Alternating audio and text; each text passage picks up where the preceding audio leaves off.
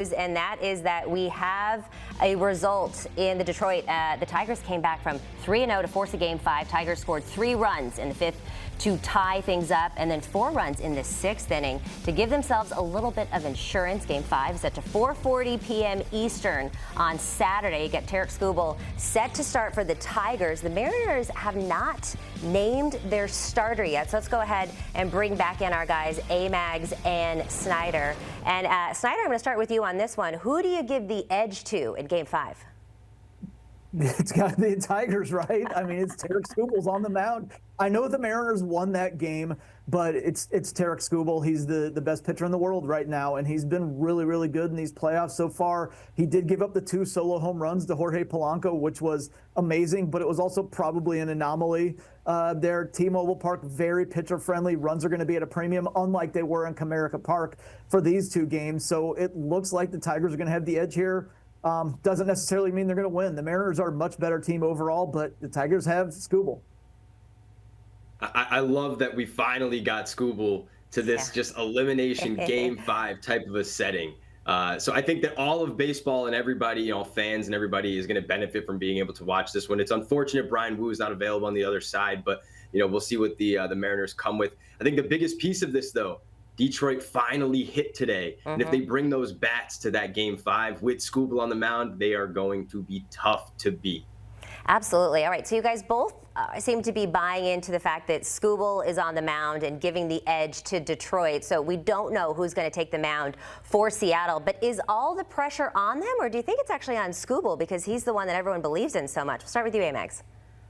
That's a good angle, actually. I don't think that you're wrong in that sense. When you look at Skubal and facing Seattle this year, actually some of the starts weren't incredible. They did get to him. He had a solid start last time, right? But I do think when everything is on your shoulders and everybody's looking at you as the ace of the staff, and it's like it's your ball, you're going out there every single inning for us, there's a lot of pressure on that. So one false move and the M's could have that crowd right in it and kind of get to him there from that emotional side of things. So it's going to be great to watch. I think from a betting perspective, you kind of still have to back Skubal here. You got to back the Cy Young, but it'll be a fun watch for sure.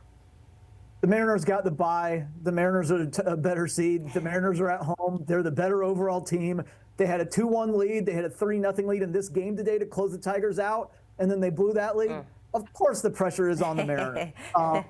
And again, there is a lot of pressure on Skubal because I think either clubhouse will be able to say the pressure's on the other guy, right? Right. Like the Mariners will totally say, oh, all the pressure's on Skubal. Everybody thinks he's going to beat us. And the Tigers will say, oh, the Mariners had us on the ropes. The pressure's on them. So it's one of those things in sports where all the players say everybody believed in the other team, and it's what motivates them. It's a good sports thing.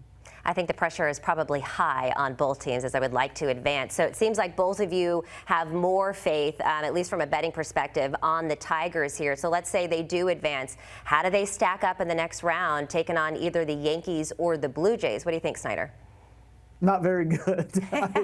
You can't lose a Skubal start against either one of those offenses. And both pitching staffs can be gotten to, and even though the Tigers just scored 9 runs, that's really fresh in our mind. I still just don't like that offense very much on a consistent basis. So if either the Yankees or the Blue Jays, I think they need to be rooting for the Tigers, especially because Skubal's going to start in Game 5, so he can't turn around and start in Game 1. And maybe not even Game 2 in the ALCS. If the Mariners win, I really, really like the Mariners against either the Blue Jays or the Yankees. So I think either the Blue Jays or Yankees should be pulling for the Tigers in this one. 100% agree, because you're going to get Skubal in that Game 5. You're going to push him back further in that next series. I think that for the Tigers, it's like, of course, you've got to pull out all the stops to win this game to get through, but then it's kind of a tough proposition after that, moving forward, not being able to use your ace in Game 1 and kind of have that maneuverability to use them again there later in the in the series is a bit tough. So at least in my opinion here, if you're the Yankees or the Blue Jays, you're kind of licking your chops if you're thinking about the Tigers. I think the Mariners are going to be a much tougher team to beat, but I do think at very least for the Yankees, their lefty starters play much better against either of these opponents than it would or we have actually seen against the Blue Jays.